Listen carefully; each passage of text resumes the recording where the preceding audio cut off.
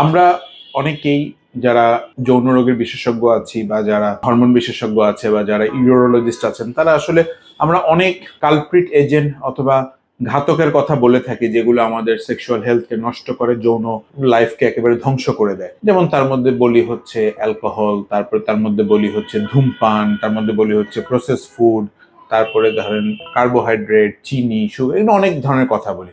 কিন্তু আপনি কি জানেন যে একটা জিনিস বা একটা খাওয়া বা একটা উপাদান আমাদের সেক্সুয়াল হেলথকে খুবই বাজেভাবে প্রভাবিত করে? এটা আমি নিজের মন গড়া কথা বলছি না, এটা অনেকগুলো ডাটা আছে, আপনারা চেলে আমি লিঙ্কগুলো প্রোভাইড করে দিব ভিডিওর মধ্যে। সেটা হচ্ছে সল্ট, লবণ। হ্যাঁ, আপনি ঠিকই শুনেছেন, এই লবণ এক ধরনের ঘাতক এবং ডিরেক্ট ঘাতক আমাদের যৌন শক্তিতে এবং সেক্সুয়াল লাইফে।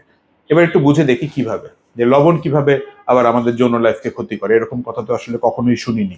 আমাদের দেশে দৈনিক প্রত্যেকটা অ্যাডাল্ট মানুষের যত গ্রাম লবণ খাওয়া প্রয়োজন, ধরেন আপনার 5 গ্রাম লবণ খাওয়া প্রয়োজন, একটা ডাটা দেখা গেছে আমরা 10 গ্রাম, 15 গ্রাম, এমনকি অনেকে 20 গ্রাম পর্যন্ত ডেইলি লবণ খায়, যার কিনা আমাদের ডেইলি রিকোয়ারমেন্টের 3, 4, 5 গুণ। এই লবণের মধ্যে আবার মনোসোডিয়াম, যেমন আপনার টেস্টিং সল্ট থাকে, যেটা ক্যান্সারের একটা কারণ। এছাড়া আরো ধরনের অনেক সল্ট আমরা ইউজ করি, যেমন বিট লবণ, মনোসোডিয়াম গ্লুটামেট, এ ধরনের লবণ, সোডিয়াম ক্লোরাইডের বিভিন্ন ধরনের আদার ভার্সন। তো লবণময় আমাদের জীবন। সকালে ডিম সিদ্ধের সাথে আমরা লবণ খাচ্ছি, দুপুরবেলা 11টার সময় চা সিঙ্গারার সাথে আমরা লবণ খাচ্ছি, সিঙ্গারার সাথে দুপুরবেলা লোডেড সোডিয়াম ক্লোরাইড লবণ সহ আমরা তরকারি খাচ্ছি, বিকালে শশা খাই আর গাজর খাই আর সিঙ্গারা সমুচা খাই, লবণ খাচ্ছি।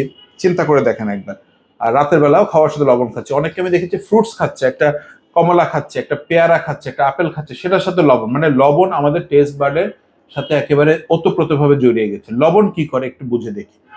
লবণ মানে সোডিয়াম ক্লোরাইড। লবণের একটা ধর্ম হচ্ছে আমাদের বডিতে ওয়াটার রিটেনশন করে, পানিকে ধরে রাখে, শরীর ফুলতে থাকে, শরীরের ওজন বাড়তে থাকে। হ্যাঁ, আপনি লবণ খাবেন, ওজন বাড়বে। অতিরিক্ত লবণ, হ্যাঁ, ডেইলি রিকোয়ারমেন্ট অনুযায়ী লবণ খেতেই হবে, তা নাহলে আমাদের sodium, potassium, chloride, electrolyte imbalance হবে। প্রয়োজনে অতিরিক্ত লবণ খেলে আপনার কি হবে, বডিতে পানি বাড়বে, তার মানে কি হবে, প্রেশার বাড়বে, হাইপার টেনশন হবে। আমাদের দেশে অ্যারাউন্ড প্লাস মাইনাস 2 কোটির কাছাকাছি হাইপার টেনশনের রোগী আছে। 2 কোটি, প্রতি 8 জনে একজন হাইপার টেনশনের রোগী, ব্লাড প্রেশারের সমস্যার রোগী। ব্লাড প্রেশার সমস্যা হলে আমরা জানি যে অ্যান্টি হাইপারটেনসিভ খেতে হয়, ব্লাড প্রেশার ওষুধ খেতে হয়। বেশিরভাগ ক্ষেত্রে দেখা যায় যে আমরা যদি 3, 4, 5 বছর এই ওষুধগুলো খেয়ে থাকি, আমাদের সেক্সুয়াল হেলথ নষ্ট হয়।